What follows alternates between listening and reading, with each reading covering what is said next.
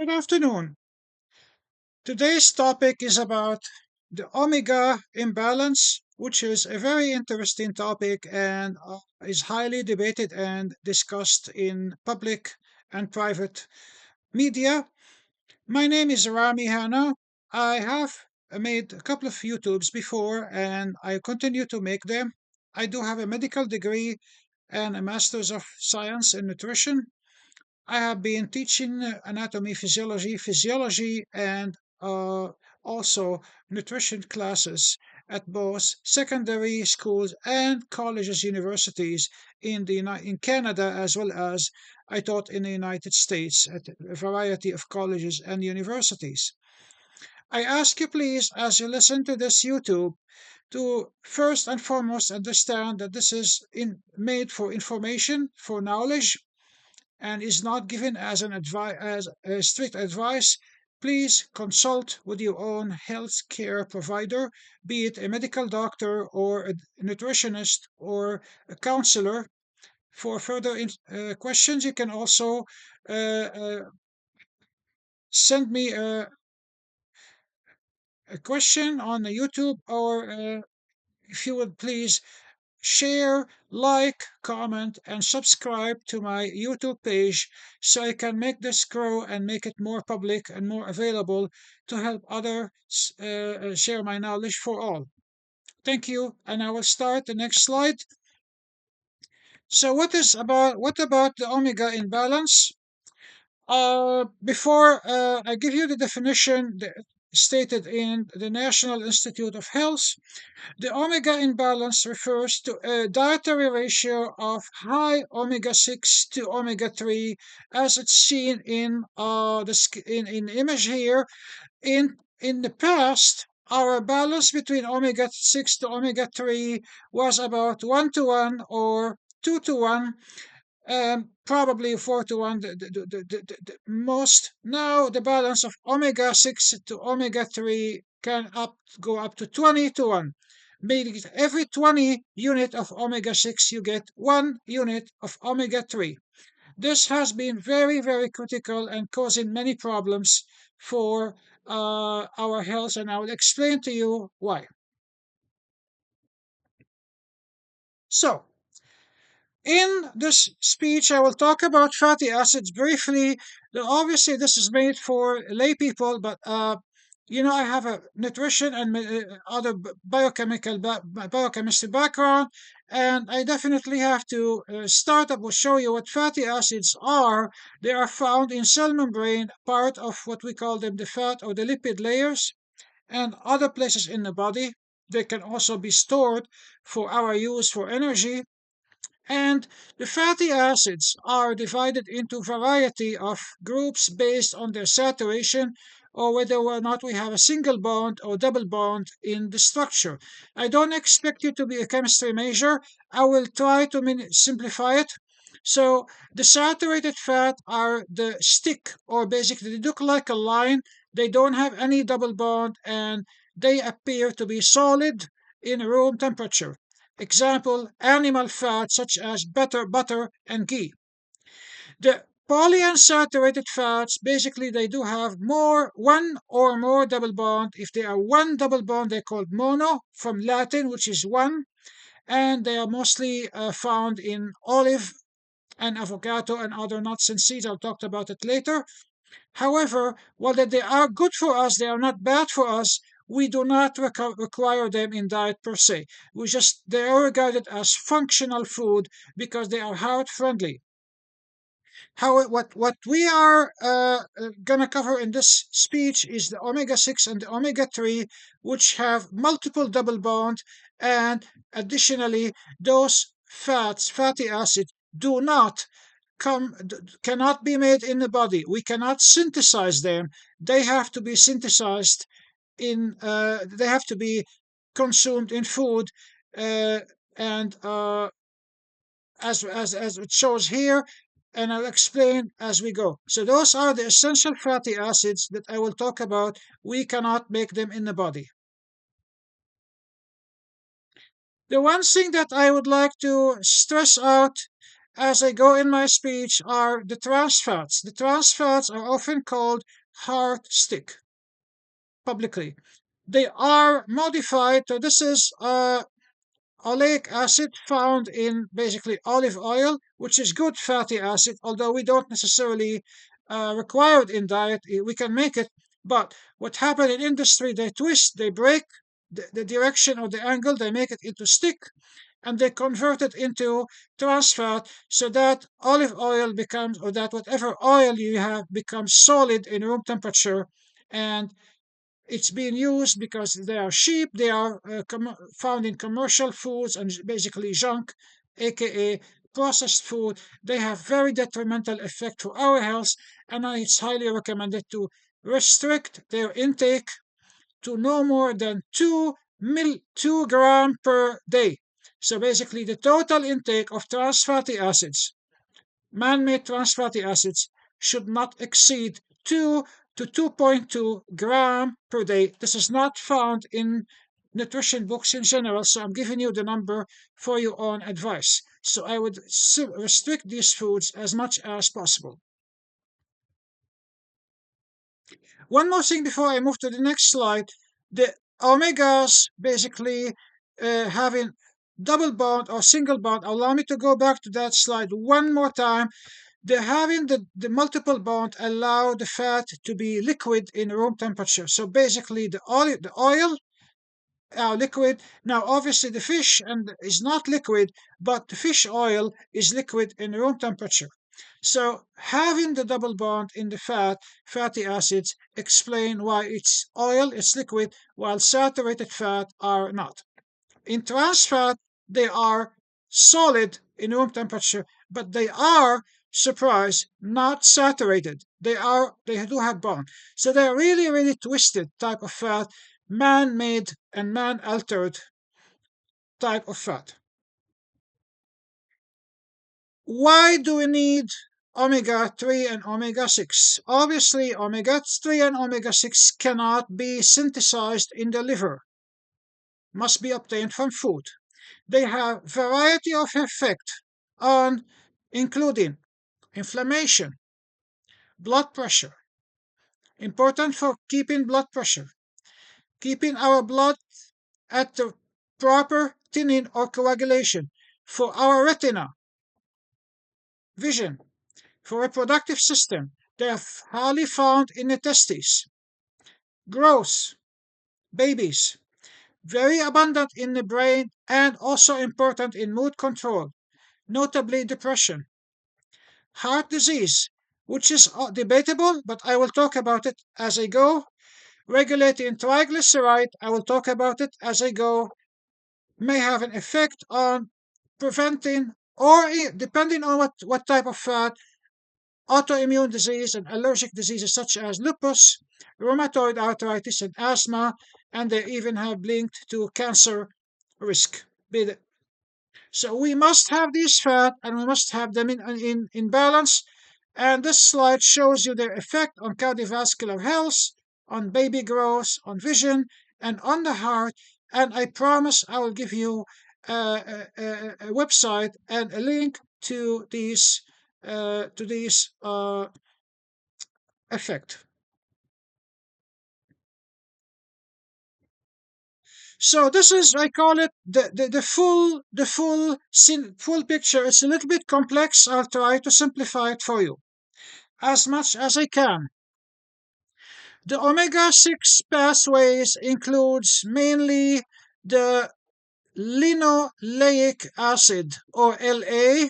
The omega-3 pathway includes the alpha-linolenic acid or ALA. Those are the two essential fatty acids that we must obtain in diet. Where do we find them? I'm going to walk you through this slide.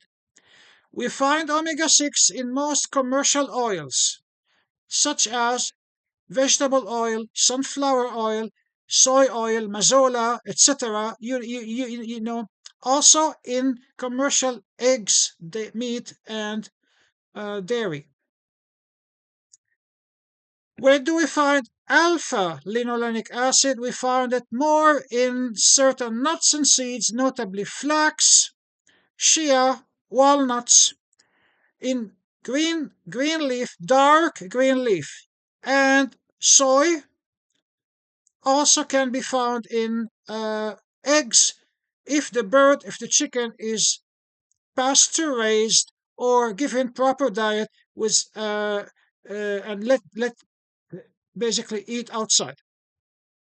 What happened to these fatty acids when we consume them? The linoleic acid converts to another fatty acids, including at the cross point is called, I'm going to call it in the peanut acid. Instead of arachidonic acid, I'm going to call it peanut acid, also found in peanut. Now, don't be scared. We must have omega 6 in our diet. They are extremely important. But what happened with these is that they often regulate the start of inflammation. So let's say, for example, you have a bacterial infection and in your arm, and your arm swells and starts to feel painful and itchy and so forth and so on and red. That's a sign of inflammation.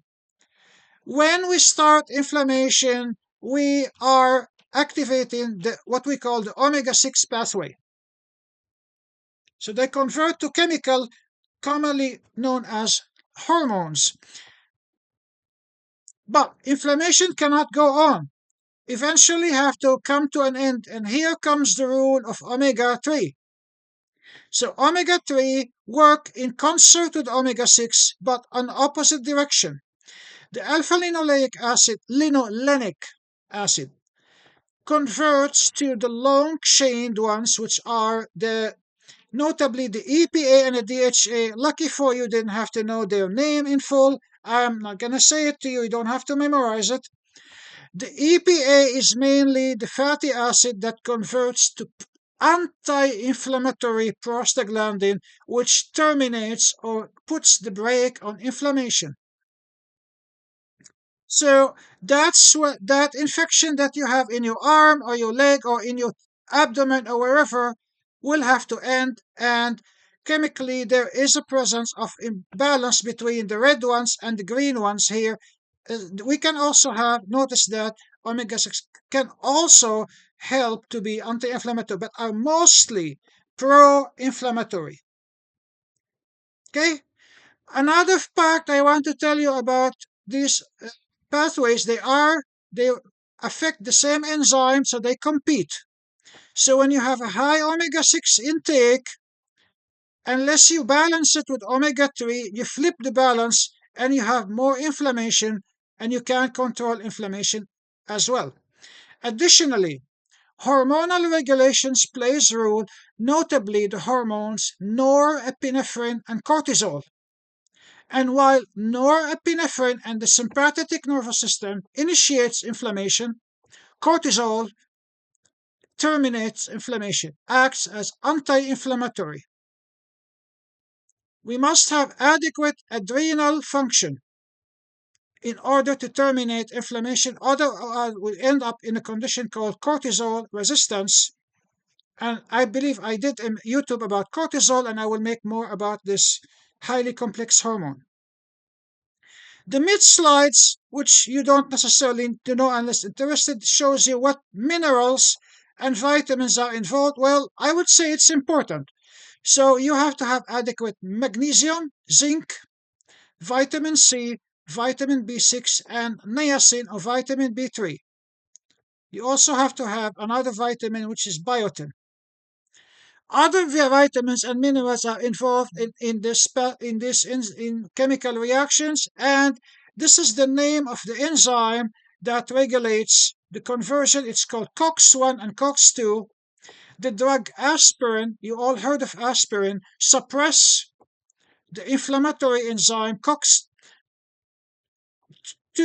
that converts inflammatory omega 6. The hormone cortisol suppress the transcription factor or regulates the transcription factor that synthesizes those enzymes. So it's far more powerful than aspirin. Dietary speaking, we talked about the source of omega 6. Omega 3 I found in plant alpha-linolenic acid. I mentioned that, notably flax, pumpkin, and chia. That's very high in omega 3. And the long chain, which is the EPA and DHA, are found in seafood, notably oily fish, which I will talk in the following slide. Now, what about DHA? DHA is important for cell, notably the brain. DHA is highly abundant in the brain, in the retina, and in the testes. Very important for cell membrane, especially in highly sensitive cells with such as neurons, retina, and in sperm in sperm and gamete synthesis.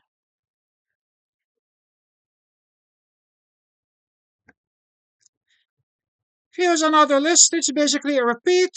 If you are not interested in fish, krill or algae, certain types of seaweeds and algae. Now, the fish, such as salmon and sardines, do not, like us, they don't synthesize the omega 3, they consume from the krill. So basically, they eat the algae and they eat the krill, or they eat another fish and they make the omega 3.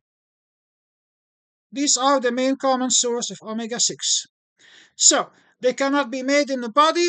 These are the main ones: linoleic acid and alpha linolenic acid. But the alpha linolenic acid converts to EPA and DHA. And since it takes time to convert, it's better to consume EPA and DHA. Let me show you again here. It's better to consume these ones than to consume that ones because it will take less time and less. Because remember, those compete. There is a competition here. Uh, they regulate function and they are highly important in baby growth. So every baby formula must have fortification of both linoleic acid and alpha linolenic acid. Here's an interesting comparison between flax oil and olive oil. Those are among the two healthiest oils available in around there. And they quite, mind me, they're quite expensive, especially flax oil. Flax oil is probably the best source of plant-derived omega-3. Unless you eat fish, you don't need flax oil. Flax oil is very expensive, must be always sold in glass and covered away from light and from humidity. Put in the fridge, always in the fridge, must never be used for cooking, always used in cold, such as salads. Never deep fry with flax oil. Again, the biggest problem with flax oil, let's be honest, it's very expensive. But if you can get it and use it for salad, it's an acquired taste, it's a great oil. Olive oil, which is not cheap. Olive oil, to your surprise, is not high in omega 3 or omega 6, but the thing is in olive oil is there is a balance between the two. So the ratio of omega 3 to omega 6 is okay. Unlike, for example, corn oil or mazola oil, which has a lot more omega 6 than omega 3, and they are very cheap, so they use them in restaurants and they use them in food, in houses, and most people consume them, not knowing they are loaded with omega 6 and almost void of omega 3.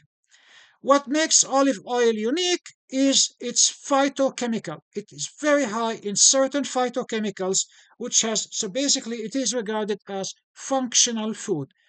The good thing about olive oil, it does not need to be refrigerated. It can be put in the cupboard and it can be used for light cooking. Never ever deep fry with olive oil or any other oils. Try to light fry or light cook. I would even use butter for frying than using oil,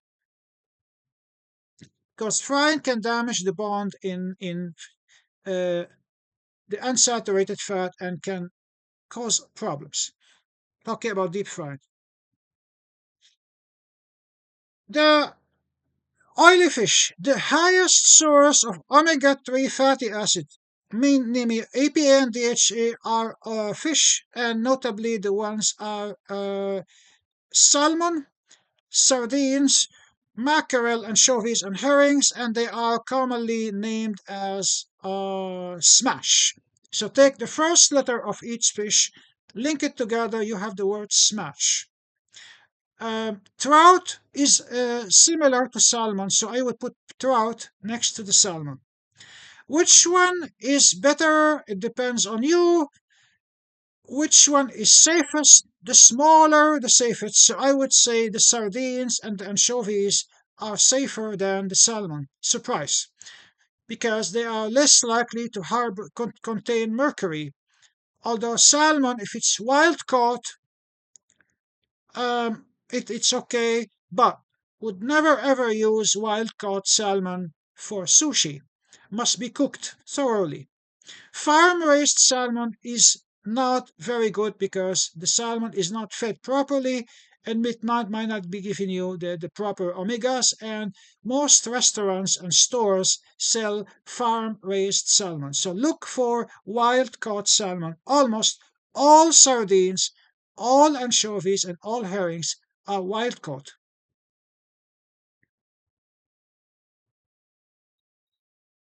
Before I talk about general guideline for these omegas and those fishes and so forth and so on, there is I took this from a website to remind you that fat is high in calorie, whether you're eating the fat from the fish or from the olive oil or from bacon, which I don't necessarily advise for.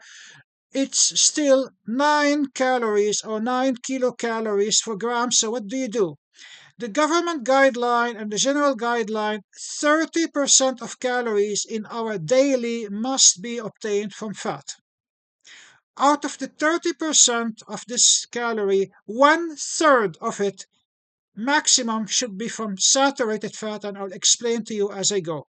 So let's do a calculation here. Let's say the person's dietary intake is 1800 calories. What do you do to calculate how much fat he can have per day? You multiply by 30%, and that is about 540 calories.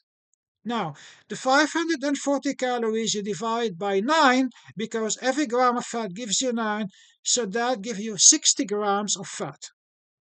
Now, I would amend and tell you, if you are going to control your weight and lower your carb, especially processed carb, you can moderately increase your fat to 90 grams, up to 90 grams per day, 80 or 90 grams, provided they are healthy fat.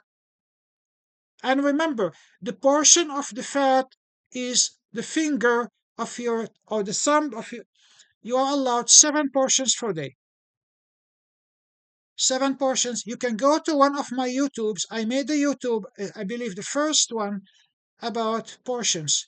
You cannot drink a bottle of olive oil and say this is healthy diet, because a bottle of olive oil, this is over 10,000 calories and even 20,000 calories of fat. That's like a week of, you're going to gain a lot of weight easily.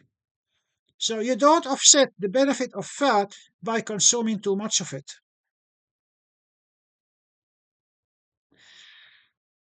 So after I give you the general idea about how we calculate our fat intake per day, and obviously it depends on the person and the activity and the need, again, consult with a healthcare provider. This is a general guideline that is found in many nutrition literatures and books and medical literatures, is to limit omega-6 oils in the diet. Why? Because we get too much of it. You're not going to go deficient in omega-6, guaranteed. Guaranteed. Increase monounsaturated fats, replace omega-6 with both monounsaturated fats and omega-3. While monounsaturated fats are not essential, we can make it, they are not bad for us, they are heart friendly, they do not increase inflammation. Omega-6, too much of it will increase inflammation. too much of olive oil or avocado will not increase inflammation. Yeah, you may gain weight. If you eat more olive oil, you may gain weight, but you are not likely to have more inflammation. The same with nuts and seeds. What I mean by nuts and seeds, raw nuts and seeds. No added fat, no added sugar, minimally added salt, or better to be no added salt, basically raw. Consume fish, oily fish, at least twice a week. Canned, baked, grilled, or lightly cooked in water, poached. Consume grains, legumes, nuts, and seeds in moderation. Limit saturated fat. Remember, the intake of the total, the percentage of calories from fat per day is 30%. So if you have 1,000 calorie, well, that's too little. If you take 2,000 calories, I gave you an example before. So out of that 30%, you can have 1/3 of it. So 10% of our total calorie per day can be taken from saturated fat, and that includes cheese, butter, and dairy. It's okay to have these food. They are not bad for you, just control their intake. Increase the intake of fruits and vegetables. It's non-negotiable. They're very important. Eggs are okay, and especially pasture-raised eggs. They can be hard to find and they tend to be expensive, but they are the best. The next in choice, if you have an high quality omega-3 enriched eggs, but it's really recommended to have pasture raised eggs.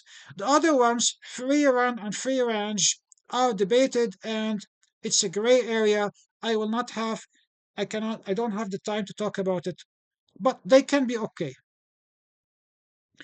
Adequate fiber, adequate prebiotic, which are found in fiber, and adequate gut bacteria. Replenish your probiotics. Very important for proper fat and healthy cholesterol metabolism.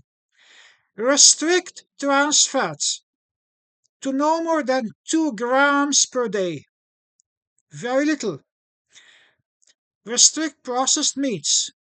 All processed meats that you found in the deli, especially those that are high fat meats such as bacon, salami, pepperoni, deep fried foods, deep fried meats, excess sugary food, refined carbohydrates.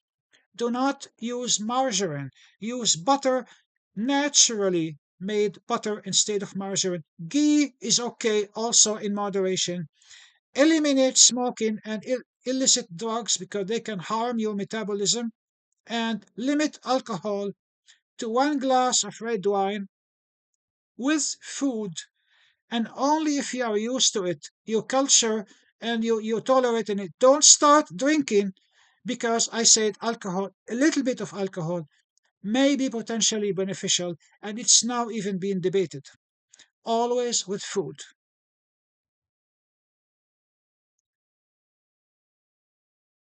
Now, what about the oily fish?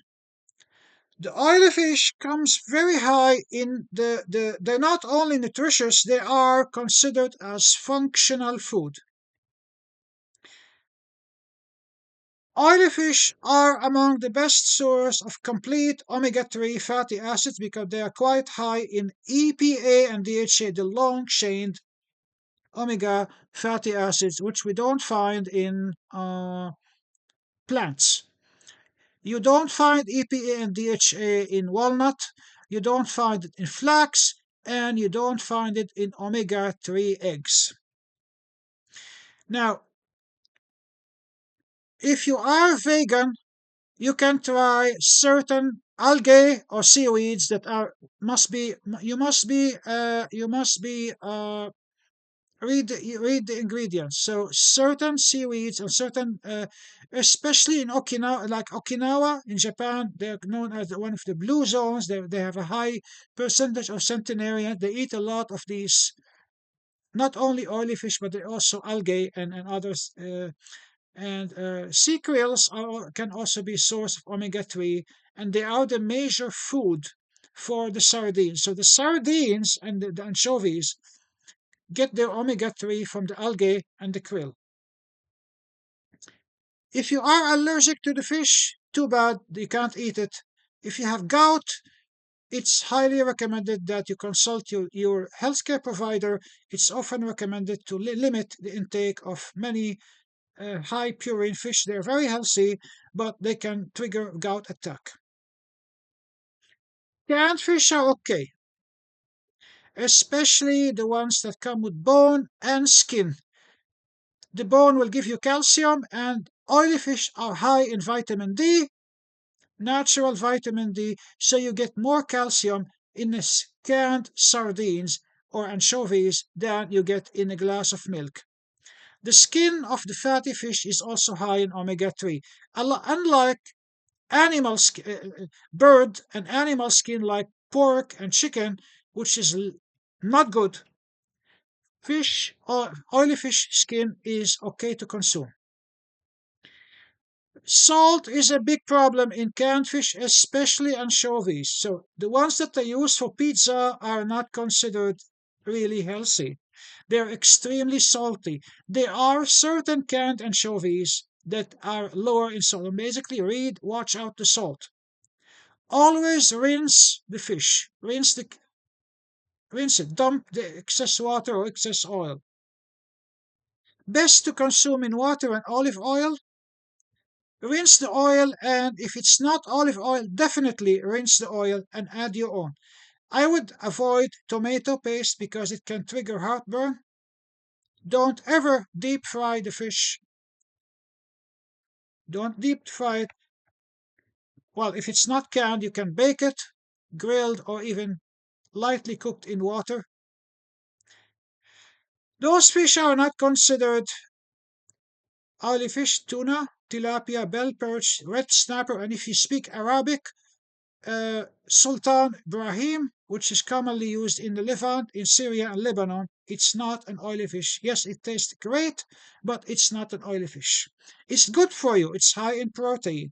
There's no omega 3 in it, and not too much, and no vitamin D. I would definitely cut off swordfish, shark, and king mackerel. Unlike mackerel, king mackerel is high in mercury.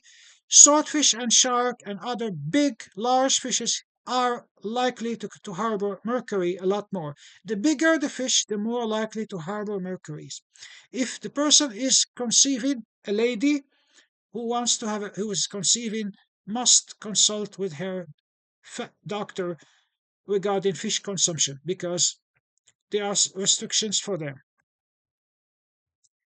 For fish oil, you must consult your healthcare provider. I'm not giving you etched in stone. Your EPA and DHA are combined. Must be basically if you buy an oily fish oil, buy omega 3, preferably made from fish, and must have EPA and DHA. Okay. Try to look for good brand. Maybe you can ask the pharmacist or the doctor. And again, must be one of those fish, the smash. They often make from anchovies, sardines, mackerel, salmon, or combination. And they can also make them, sorry about that, from krill or algae. Don't buy the one that says omega 6, 9, and 3. There is no need to, and you don't offset the omega 3 by taking omega 6. You don't need omega 6. You already having too much of it. We already have a lot of omega 6 in our diet. No need to. It's a waste of money, and it will counter the benefit of omega 3. What's the dose per day is 1.2 to 2 gram. It can go up to 4. Again, consult with your own healthcare provider. The ratio should be 3 to 2, mean EPA to DHA. If you take in 900 milligram is 600. So basically, if it's a 1500 milligram or 1.5 gram pill, it should contain about 0.9 gram of EPA and 0.6 gram of DHA. In babies, the formula will have a lot more EPA and DHA because their brain is growing. And remember, DHA is abundant in the brain. This is directly brain food. And another advice, A higher intake of oily fish will help reduce the risk of depression and other mental illnesses. It's not a drug, it's beneficial. Always take with food, especially fat. You can also take a vitamin D pills with it. Put in the fridge. Don't expose it to sunlight or to unsafe because it can go rancid. Regarding cod liver oil, it's debatable. Cod liver oil is high in vitamin D, not omegas. And watch out for excess vitamin A. Certain livers will have a very high, well, obviously, the manufacturer or the pharmacist will know. And it's very likely to, well, if you live in the north, like in Alaska, and if you eat the liver oil from polar bear, you could have a toxicity from vitamin A. Well, it's extremely unlikely to happen. I just wanted to give you as a tip. Another important note to tell you that fish oil is used as a drug. This is one of the functional foods that is certified, approved by the federal government, both United States, Canada, and I believe in Europe, to reduce triglyceride. It's called Lovasa. It's literally used as a drug if you have a very high triglyceride and you fail to reduce it by diet and weight loss. Now, what about heart disease? There are many literatures that talk about consuming fish and oily fish and fish oil for heart disease and for arrhythmia, for irregular heartbeat, those who suffered a heart attack or stroke. This has been debated. Now, I should let you know again that oily fish and fish oil is blood thinner. So if you take aspirin, if you take garlic pills, if you take other blood thinners, you must notify your doctor. If you're doing surgery, you must stop taking fish oil. No fish oil before surgery for at least a week. Okay? However, this is from the Merck manual, which is the professional one, and they recommend up to 1500 milligram a day. It could potentially help reduce the risk of heart attack. And again, they tell you the ratio, which I gave you before, EPA to DHA is 3 to 2. It's not guaranteed. Um, Watch out those who are taking warfarin or Coumadin for blood thinning. Watch out from taking too much fish oil. So you can still take it. It's more beneficial. It's not as beneficial as they claim to be, but it has benefits and it's recommended to consume within the proper dose and within the guidance of your doctor and with your nutritionist. This is all what I wanted to tell you here. In case of ladies who are conceiving, this is a PDF you can download. It's from the Canadian government and it explains to you what to do and how to manage omegas with pregnancies and how to manage fish, what type of fish you can eat. Certainly, there are more restrictions for them than the average person, with the fact that some fish may potentially harbor mercury. Again, the smaller the fish, the less likely to harbor mercury, and the safest would be the sardines, the anchovies. Those are small and probably among the safest. I've got a few other things to mention to you. First, there is no class food. There is a lot of stigma in public that sardine is poor man food while salmon is rich man food. This is nonsense. Nature or God did not design food to be that way. And in fact, to tell you the truth, certain foods that are eaten by people who are in developing countries are more beneficial. Like if you go to certain countries in the Middle East and you eat fool or bean for breakfast, like in Egypt, for example, or Lebanon, it has more health benefits, way more health benefits than pancake and syrup, which is basically an empty calorie, with all due respect. And the other thing I want to tell you is about red meat. I did not talk about red meat in this lecture or this note. It's okay to have red meat. Obviously, certainly if you are growing in a developing countries, red meat is expensive and it's expensive everywhere. However, red meat is not considered as functional food. Oily fish are, meaning that oily fish has higher ranking, higher priority, including the sardine. Sardine has higher benefit than a sirloin steak. The can of sardine could cost you $2, while a sirloin steak could be $20 or $30. If you want the benefit, go for the sardines. If you want the class, if you dine with the King of England, go for the sirloin steak. Well, maybe he's gonna be having salmon, and that's also an alternative. I'm not sure about the diet of the British royal family. I know they don't like garlic, which is very healthy, by the way, especially Her Majesty the Queen, uh, who I have a lot of respect, and may God have mercy on her soul.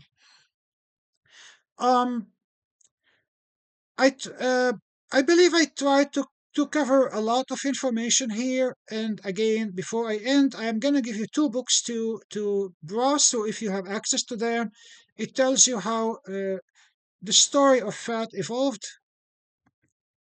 The Queen of Fat is written by a PhD, Susan Alport, and Eat Fats That Heal and Fat That Kill is written by a Swedish or Scandinavian scientist, Udo Erasmus, back in the late 80s. A very good book that tells you basically what fat you should and you should not eat. I highly recommend getting those books and reading them if you can. They're very entertaining and very interesting. In the old days, one more thing, in the old days, if a grandma and grandfather in whatever country or culture you come from, the omega imbalance wasn't that way because the cow and the chicken and the animal be allowed to eat freely from, it was grass fed, pasture raised chicken, grass fed cows. Those are will give you meat that will have higher omega 3 than the cow and the chicken you buy in the supermarket, which is basically raised in, I apologize, I hate to say it, concentration camps. It's terrible how they treat the animals. It's terrible. It's all about making money. And one more, and that's why I ask you to support me because I say that from my conscience, and not too many people will like it when I criticize the the situation. And one other thing is that wild, basically games, animals that you hunt in wild will also have a better omega-3 in them, but obviously the meat is not inspected. So let's say you go and hunt for a moose or for a deer or for a rabbit. I'm not really fond. It's an acquired test. I mean, I tried the rabbit once. I could not. It's just too gamey for me. But they are certainly probably healthier than the cow meat, the burger that you buy in the store. But you must, at any cost, cook them all the way through. There is no mercy here. They could have parasites, and that parasites, especially if it's pork or swine and other animals, if it's even if you wild caught salmon, wild caught salmon could have parasites. So cooking meats is very, very, very important. Thank you very much for your listening to me, and I look forward to hearing your comments. To your appreciate your support, share, like, subscribe, comment, and let this page grow. Have a wonderful day and a blessed spring. Tomorrow is March 21st.